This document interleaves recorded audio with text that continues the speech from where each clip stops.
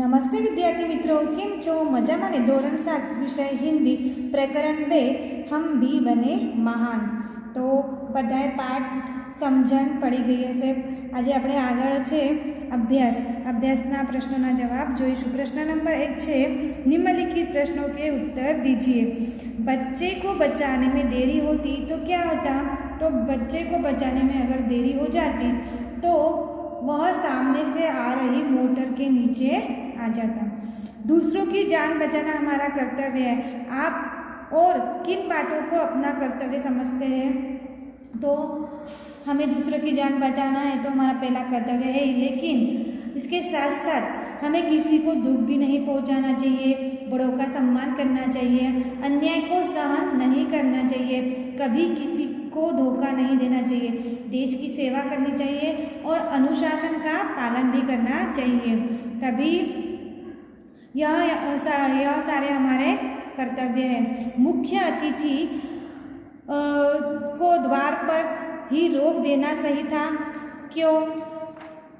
तो समारोह में प्रवेश उन्हीं को दिया जाता था जिनके पास निमंत्रण पत्र थे.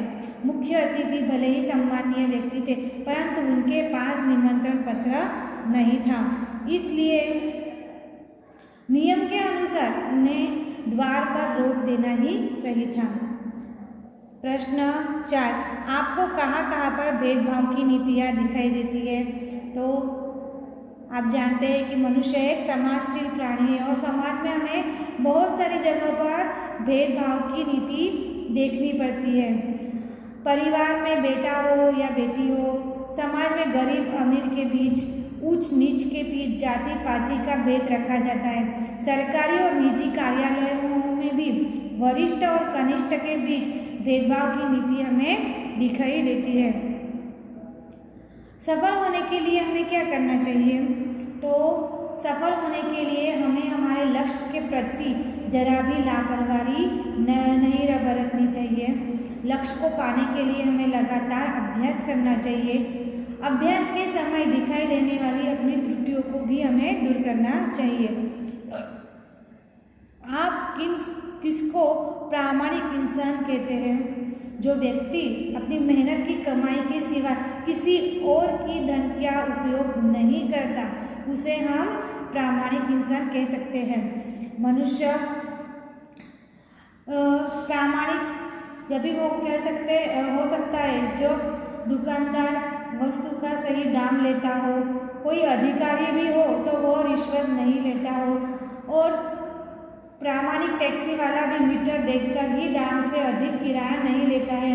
ऐसे लोगों को में हम प्रामाणिक इंसान हम कह सकते हैं. प्रश्न 2, आपने कोई घटना या प्रसंग सुना हो या पढ़ा हो, उसे कक्षा कक्ष में कहिए. कक्षा कक्ष में प्रस्तुत की गई घटना या प्रसंग में से किसी एक को अपनी भाषा में लिखना है. तो कक्षा ने वर्गखंड में, हमारे क्लासरूम में. तो विद्यार्थी मित्रों, हमारे जीवन में बहुत सारी ऐसी घटनाएं बनती है कि उससे हमें कुछ सीखने को मिलता है. यह एक घटना है शिवाजी महाराज के काल की है. रायगढ़ शिवाजी की जब राजधानी थी, शिवाजी भी रायगढ़ के किले में रहते थे. किले का यह नियम था कि फाटक सूर्योदय होने पर ही खुलता था और सूर्यास्त हो जाने पर बंद हो जाता था. फाटक बंद होने पर ही के पहले ही कभी नहीं खोला जा सकता था. इस नियम का पूरी सख्ती से पालन किया जाता था. शिवाजी महाराज के काल में यह नियम था कि सूर्योदय जब होता है तभी फाटक खोला जाता था और सूर्यास्त के साथ बंद कर दिया जाता था. एक बार एक अधिकारी रात को 2 बजे आया और उसने द्वारपाल को फाटक खोलने का आदेश दिया. उसने कहा कि शिवाजी महाराज का वह खास आदमी है और उसे बहुत जरूरी काम है, वह उनसे मिलना चाहता है, लेकिन वह उसे किले में नहीं जाने देगा तो शिवाजी उन्हें बहुत कड़ा दंड दे सकते हैं, वैसे नौकरी से भी निकाल दे सकते हैं. द्वारपाल ने उसे साफ साफ कह दिया, आप कोई भी हो और कुछ भी कहो, मैं फाटक नहीं खोलूँगा। आपको अंदर जाना है तो आपको सुबह तक का इंतज़ार करना पड़ेगा। तब उस व्यक्ति ने द्वारपाल को फाटक खोलने के लिए एक बड़ी रकम देने की लालच भी दी, लेकिन द्वारपाल ने किसी भी कीमत पर फाटक खोलने से इनकार कर दिया। आखिर फाटक अगले दिन सूर्योदय होने पर ही खुला। वास्तव में उस अधिकारी के रूप में शिवाजी महाराज ही अपने द्वारपाल की परीक्षा ले रहे थे। द्वारपाल की प्रामाणिकता और निष्ठा देखकर वे बहुत खुश हुए और उसे अच्छा पुरस्कार दिया। तो यह घटना सत्य घटना है कि हमें अपने प्रामाणिकता की कई बार ऐसे परीक्षा भी देनी पड़ती है। प्रश्न 3 चर्चा कीजिए। यदि पक्षी बोल पाते तो पेड़ों की कटाई के विषय में वे आपस में क्या बातें करते? आप सब जानते हैं कि पर्यावरण में मुख्य घटक वृक्ष है और वृक्ष ही नहीं रहे तो हमें खाने पीने की सारी चीज़ें, हवा और पानी भी नहीं मिल सकता। यदि ऐसा हो कि पेड़ों की कटाई हो तो पक्षी का क्या हाल होगा? तो यह कौवा कोयल आपस में बातें कर रहे हैं। कौवा बोलता है, अरे भाई तुम यह पेड़ क्यों काट रहे हो? यह पेड़ तो हमारा आश्रय स्थान है। कोयल, इसकी हरियाली देखकर प्रसन्नता के मारे हम कूकने लगते हैं। तोता, इसी पेड़ की डालों पर हमारा बचपन बीता है, कृपा कर इसे मत काटो। ये पेड़ तो धरती के बेटे हैं, इन्हें काटने से धरती भी नष्ट हो जाती है। यह घने पेड़ होते हैं, जंगल होते हैं, वहाँ अच्छी वर्षा भी होती है। केवल हम पक्षी ही नहीं, सभी प्राणी जल से ही जिंदा है। आजकल जहाँ सूखा पड़ता है उसके लिए पेड़ों की कटाई जिम्मेदार है। पेड़ काटने से बादल भी रुष्ट हो जाते हैं, लेकिन तुम मनुष्य इन पेड़ों का महत्व नहीं समझ पाते। ये पेड़ केवल फल फूल या छाया ही नहीं देते, लेकिन वातावरण को शुद्ध भी बनाते हैं, स्वास्थ्य प्रदान करते हैं। कौवा, मैं समझता हूँ कि तोता भाई ने तुम्हें पेड़ों का महत्व अच्छी तरह समझा दिया है। अब तुम पेड़ काटने की बात कभी मत करना।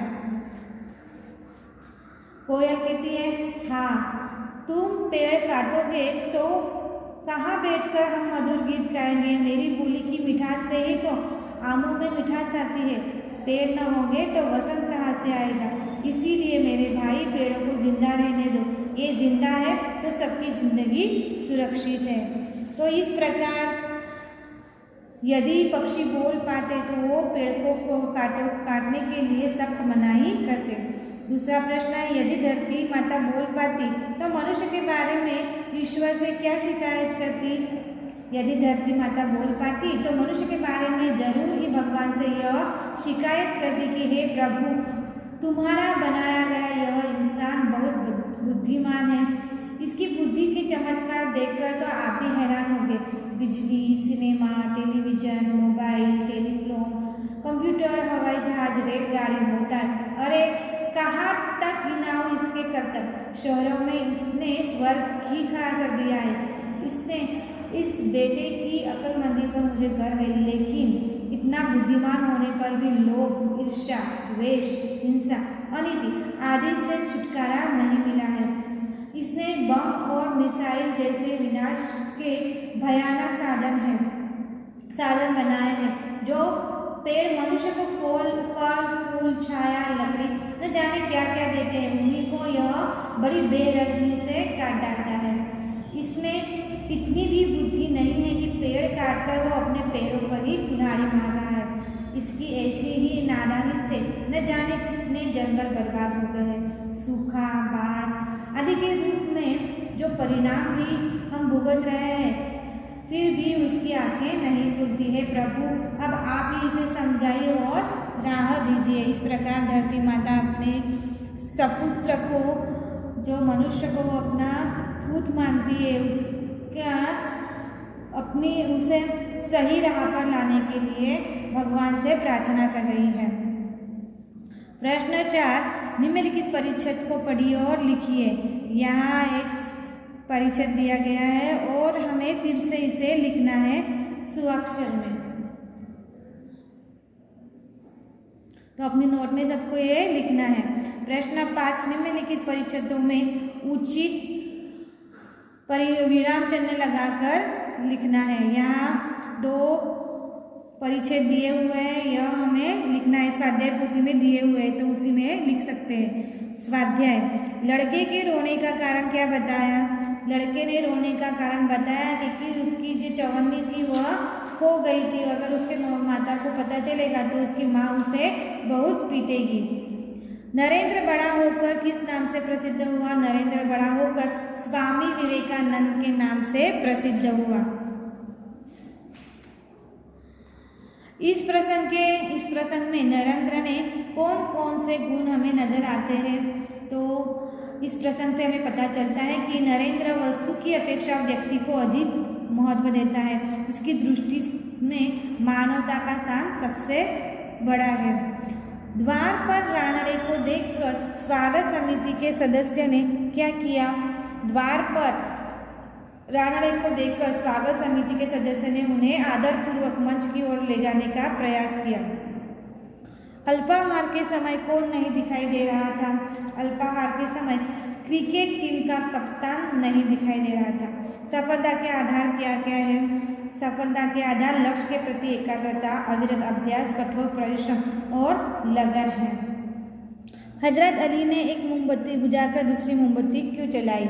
हजरत अली राज का काम कर रहे थे, शासन का काम कर रहे थे, इसीलिए उन्होंने राज की मोमबत्ती जला रखी थी। तब उन्हें निजी काम शुरू करना पड़ा तो उन्होंने जाकर वह मोमबत्ती बुझाकर अपनी मोमबत्ती जलाई और चोरी और हरामकारी से बचने के लिए हजरत अली ने दूसरी मोमबत्ती जलाई थी। हमारे पुरखों ने क्या कहा है? हमारे पुरखों ने कहा है किसी के धन की लालसा मत करो। आगे प्रश्न दिए हुए हैं, निम्नलिखित प्रश्नों के उत्तर दीजिए। लोगों की यह बात सुनकर नरेंद्र ने क्या कहा? लोगों की बात सुनकर नरेंद्र ने कहा कि मेरा शिवलिंग तो साधारण मिट्टी का था, बालक की जान बचाने के लिए वह टूट गया तो क्या हुआ? शिवलिंग को बचाने की अपेक्षा इस बालक की जान बचाना मेरा पहला कर्तव्य था। रानड़े जी को किसने रोका था और क्यों? रानड़े को द्वारपाल पर नियुक्त किया हुआ स्वयं सेवक थे और पुणे के न्यू स्कूल में समारोह हो रहा था। प्रमुख द्वार पर नियुक्त स्वयं सेवक को यह जिम्मेदारी सौंपी दी गई थी कि वह उन्हीं अतिथियों को प्रवेश दे जिनके पास निमंत्रण पत्र हो। रानड़े समारोह के मुख्य अतिथि थे परंतु उनके पास निमंत्रण पत्र नहीं था, इसलिए स्वयं सेवक ने उन्हें रोका था। कोच, मैनेजर और साथी खिलाड़ी क्यों दंग रह गए? अल्पाहार के लिए सब हाजिर थे परंतु टीम का कप्तान दिखाई नहीं दे रहा था। पूरी टीम उन्हें ढूंढने में लगी हुई थी पर वह कहीं नजर नहीं आया था। आखिर किसी ने उसे अपने कमरे की गैलरी में देखा। वह एक हाथ से गेंद दीवार पर फेंक रहा था और दूसरे हाथ से टकराकर वापस आ रही थी तो उस दूसरे हाथ से गेंद को बल्ले से खेल रहा था। क्रिकेट के प्रति टीम के कप्तान का ऐसा लगाव देखकर कोच, मैनेजर और खिलाड़ी दंग रह गए। राजकाज का काम कैसे अच्छी तरह से हो सकता है? हजरत अली राजकाज के काम के लिए राज की मोमबत्ती जलाते थे। अपना काम करने के लिए वे राज की मोमबत्ती बुझाकर अपनी मोमबत्ती जलाते थे। निजी काम के लिए राज की मोमबत्ती जलाना उनकी नज़र में चोरी और हरामखोरी थी। राज का काम काज करते समय हजरत अली जैसे प्रामाणिकता रखी गई वैसे वह अच्छी तरह से चल सकता है। तो आगे प्रश्न 3 है, उचित विकल्प के सामने गोला कीजिए। नरेंद्र ने लड़की को क्या दिया? तो चवन्नी। समारोह के मुख्य अतिथि कौन थे? महादेव गोविंद रानड़े। अतिथि स्वयं सेवक क्या देखकर लोगों को यथास्थान ले जाकर रहे थे? निमंत्रण पत्र। स्वागत समिति के सदस्य रानड़े को किसकी ओर ले जाने का प्रयास कर रहे थे? मंच की ओर। किसे ढूंढने के लिए पूरी टीम लगी हुई थी? तो कप्तान को। तो विद्यार्थी मित्रों, स्वाध्यायना प्रश्न 1 અને 2 તમારે નોટમાં લખવાનું રહેશે।